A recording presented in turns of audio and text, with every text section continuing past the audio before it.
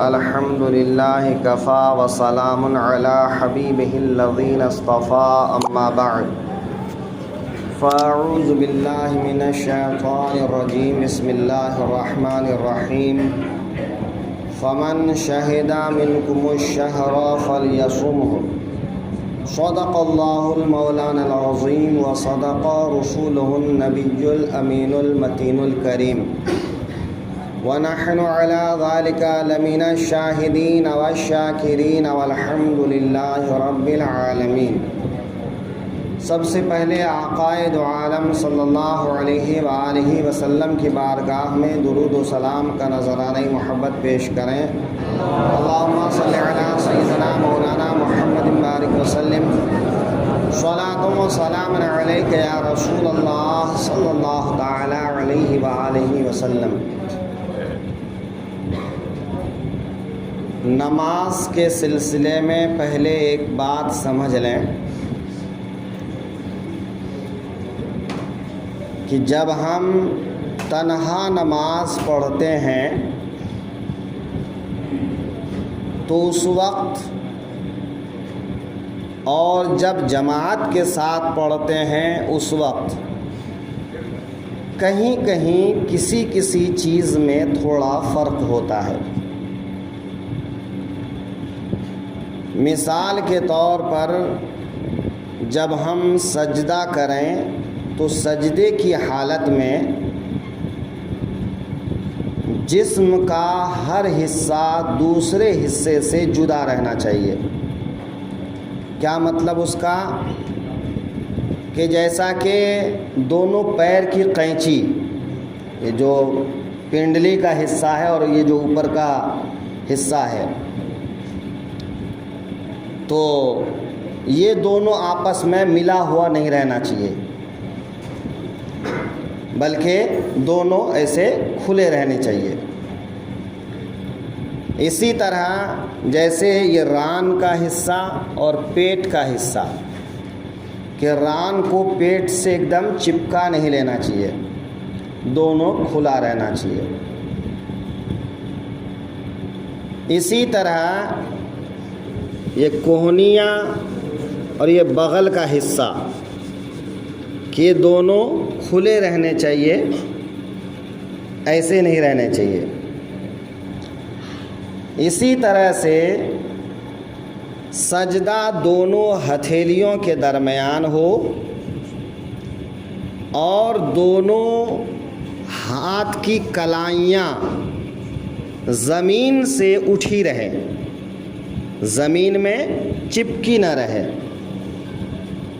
تو یہ کلائیاں یہاں سے لے کر کے کوہنی تک، یہ دونوں حصہ جو ہے زمین سے جدا رہے، ہے نا۔ مردوں کے لیے سجدے کی حالت میں یہ طریقہ ہے۔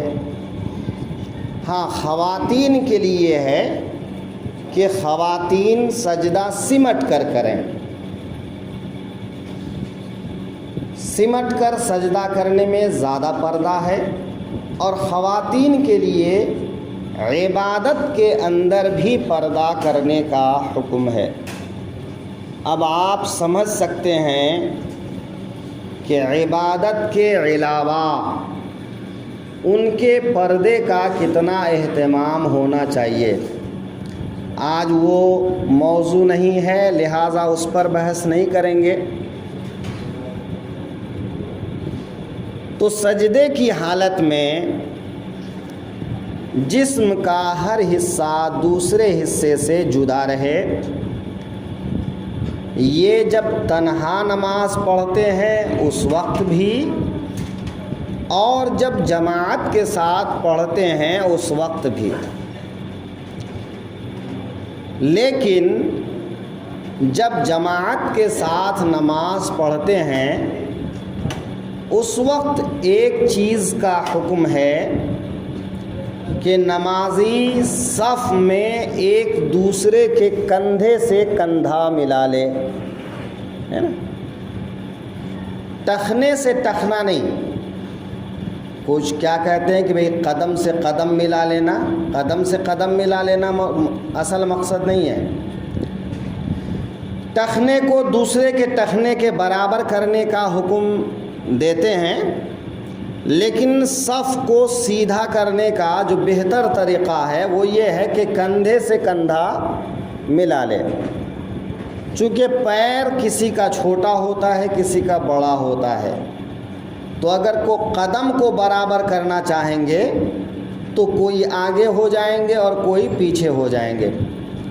لیکن جو کندھے کا حصہ ہوتا ہے یہ سب کا ایک جیسی ہے، تو ایک دوسرے سے کندھا ملا کے نماز میں کھڑے ہو جائیں تو صف سیدھی بھی ہو جائے گی، اور صفوں کے بیچ میں جو خالی جگہ رہتی ہے وہ خالی جگہ بھی نہیں رہے گی.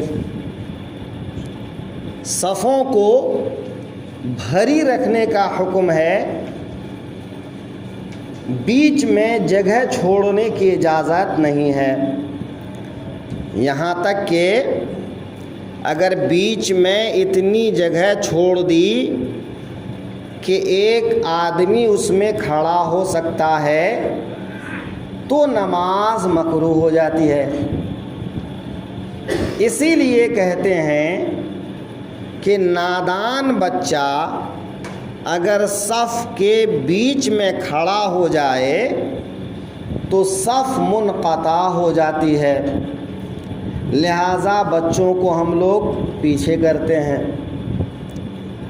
لیکن وہیں پر ایک بات اور بھی ہے کہ اگر بچہ سمجھ وال ہو، بالغ نہیں ہوا ابھی لیکن بچہ سمجھ وال ہے، وہ نماز سمجھتا ہے، نماز کیسے پڑھی جاتی ہے وہ جانتا ہے، اور ایک بچہ ایک صف میں بیچ میں کہیں کھڑا ہو گیا تو اس کی وجہ سے صف منقطع نہیں ہوگی. دو بات ذہن میں رکھیے کہ ایک نادان بچہ جو سمجھوال نہیں ہے تو اس کے صف کے بیچ میں کھڑے ہونے سے صف منقطع ہوگی، چاہے ایک بچہ ہو یا ایک سے زیادہ ہو.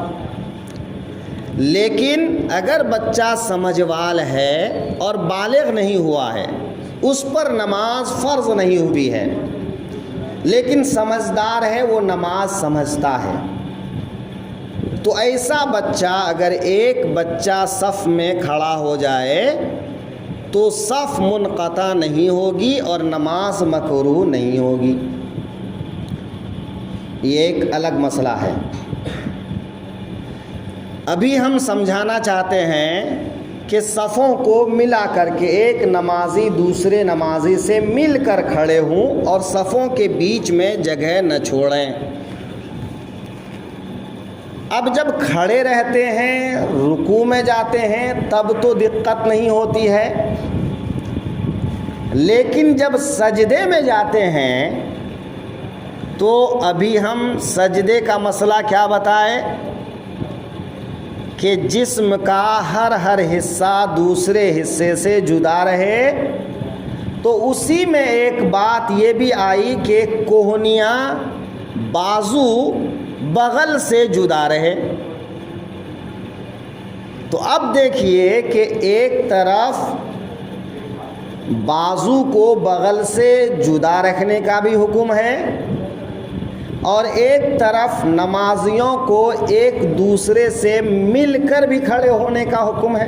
تو ظاہر ہے کہ جب اتنا مل کے کھڑے ہوں گے تو اگر سجدے کی حالت میں بازو ایسا پھیلا لیں گے تو کیا ہوگا؟ ظاہر سی بات ہے کہ آپ اپنے بازو والے کو دھکیلیں گے اور وہ آپ کو دھکیلے گا. تو ایسی صورت میں کیا کریں گے؟ تو ایسی صورت میں ایک دوسرا مسئلہ یہ بھی ہے کہ سجدے کی حالت میں جماعت میں اپنے بھائی کے لیے نرم ہو جاؤ. کیا ہو جاؤ؟ نرم ہو جاؤ.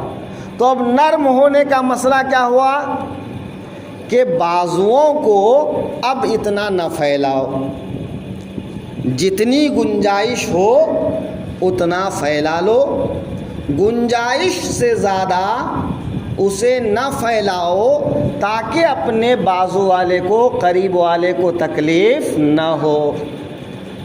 تو مسائل کو ایک کو دوسرے کے ساتھ ملا کے سمجھا جاتا ہے۔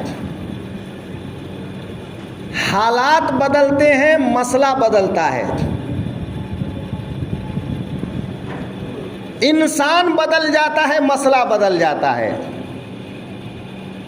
پوچھنے والا بدل جاتا ہے تو جواب بدل جاتا ہے۔ یہ شریعت کا مزاج ہے، دین کا مزاج ہے۔ تو جب تک دین کے مزاج کو نہیں سمجھیں گے تب تک کام نہیں ہوگا۔ لہذا خاص اس مسئلے میں کہ جب آپ جماعت کے ساتھ پڑھیں تو پنڈلی کو پیر کے اس حصے سے جدا رکھیں، ران کو پیٹ سے جدا رکھیں، یہ کوہنی اور یہ حصہ بازو کا حصہ زمین سے جدا رکھیں، لیکن یہ بازو اور بغل کا حصہ اتنا زیادہ نہ پھیلائیں کہ اپنے قریب والے کو تکلیف ہونے لگے، تو وہ بھی نرم ہو جائے اور آپ بھی نرم ہو جائیں۔ لہٰذا جتنا ہو سکے اتنے میں سجدہ کر لیں تاکہ صفوں میں جگہ بھی پوری ہو جائے اور دوسرے نمازی کو تکلیف بھی نہ ہونے لگے، ہے نا۔ تو دونوں مسئلہ اپنی اپنی جگہ پر ہے۔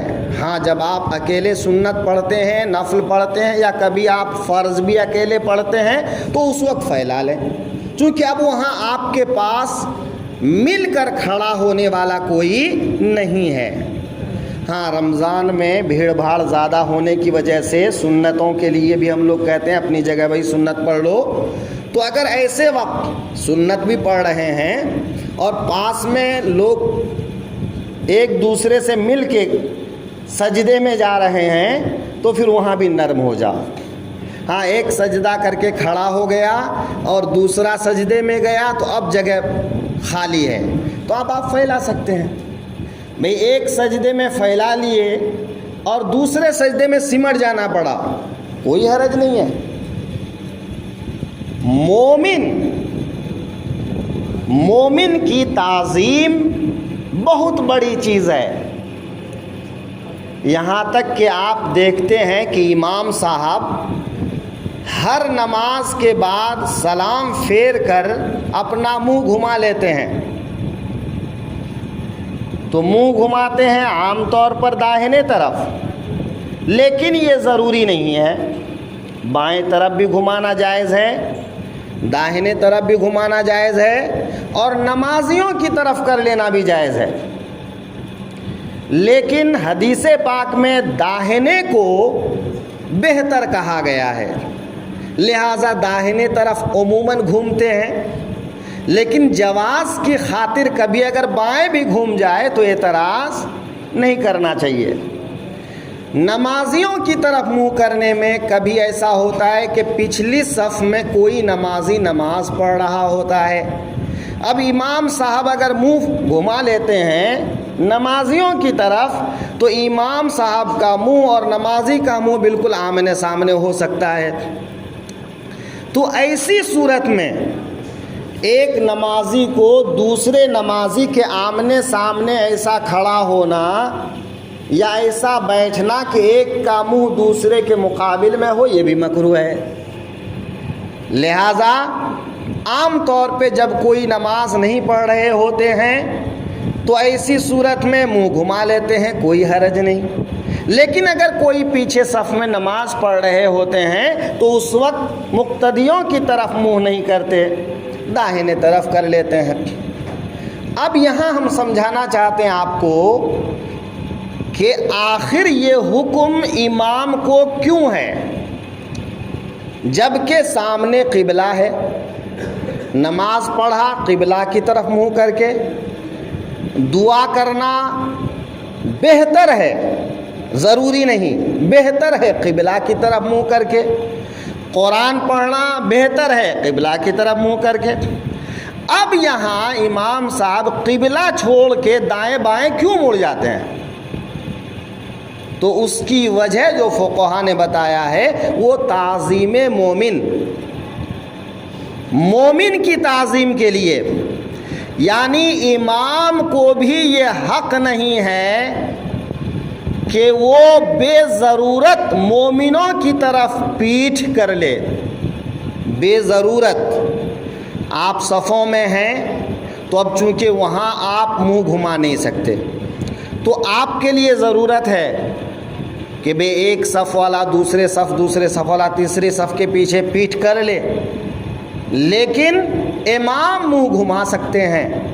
تو امام کے لیے یہ حکم دیا گیا کہ امام اپنا منہ گھما لے، قبلہ کی طرف منہ کر کے بیٹھا رہنا ان کے لیے مکروہ ہے۔ تو قبلہ کی طرف منہ کر کے بیٹھا رہنا مکروہ کیوں کہا؟ اس لیے کہ پیچھے مومن ہیں، تو مومن کی تعظیم کی خاطر اسلام نے، فقہا نے، شریعت نے امام کو بھی منہ گھما لینے کو کہا، تو آپس میں مقتدیوں کو بھی ایک دوسرے کے لیے نرم ہو جانا چاہیے۔ ایک دوسرے کے لیے کیا ہونا چاہیے؟ نرم ہو جانا چاہیے۔ اب بازو کو اتنا نہ پھیلائیں کہ دوسرے نمازی کو تکلیف ہو، بازو نرم کر لیں تاکہ وہ بھی آرام سے سجدہ کر لیں اور آپ بھی آرام سے سجدہ کر لیں، ہے کہ نہیں؟ تو شریعت میں بڑی نزاکت ہے، اسی نزاکت کو سمجھنا اصل دین سمجھنا ہے، دین کے مزاج کو سمجھنا ہے، اور دین کے مزاج کو جو سمجھ لیتا ہے وہی انسان کامیاب کہلاتا ہے۔ وآخر دعوانا الحمدللہ رب العالمین۔ السلام علیکم۔